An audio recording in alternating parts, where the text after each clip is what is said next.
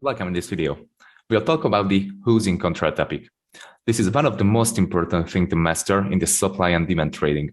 Understanding if supply or demand is in control can help you to avoid a lot of unnecessary losses. How does this system work?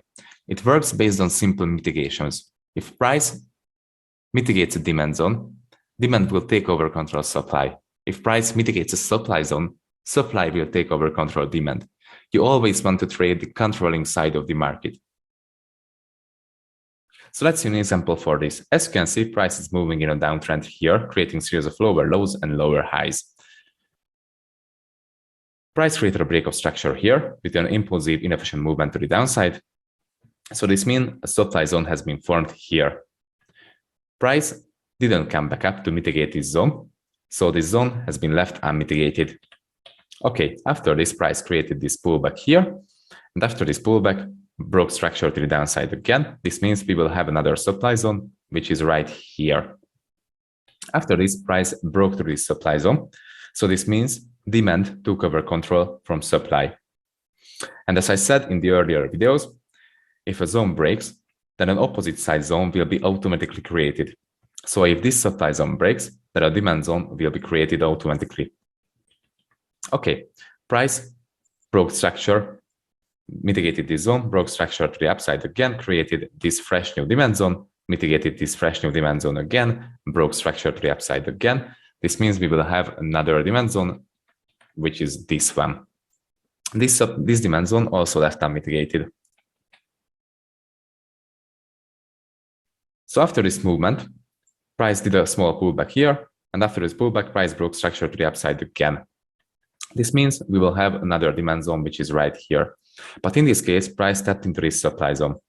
If price steps into a supply zone when demand is in control and it rejects on that supply zone, supply will take over control from demand. Okay, let's see. We have two scenarios here. I mean, basically three scenarios.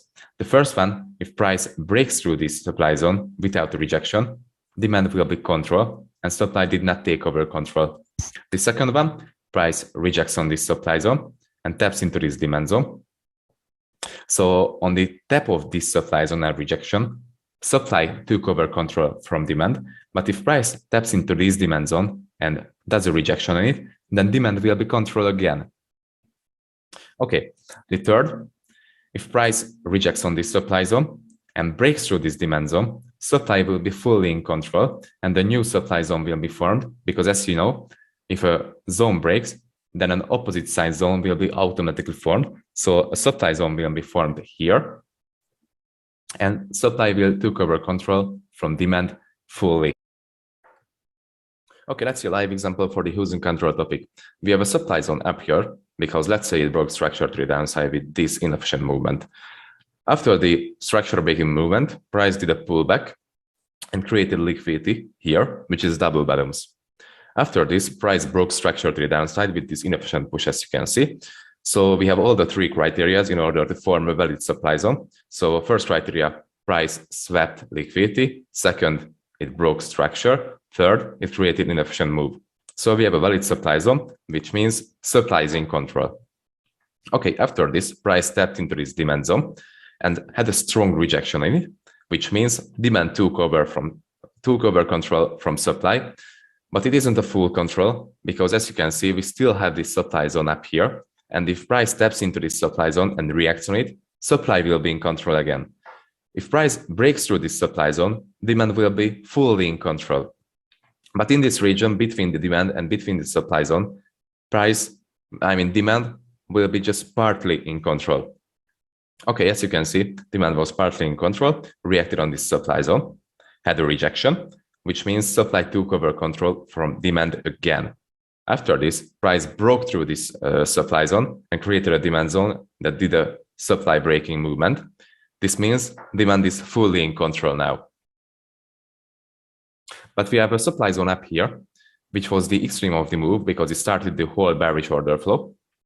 And the price actually tapped this supply zone, which means supply took over control from demand again.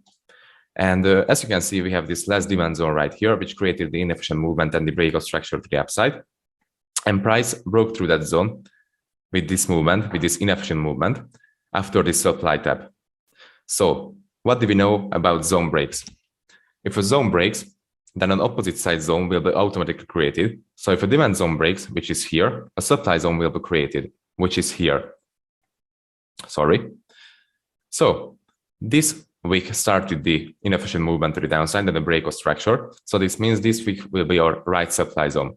As you can see, price came back up to this supply zone, mitigated this supply zone, and reversed the price again. So this means supply is in control in this region.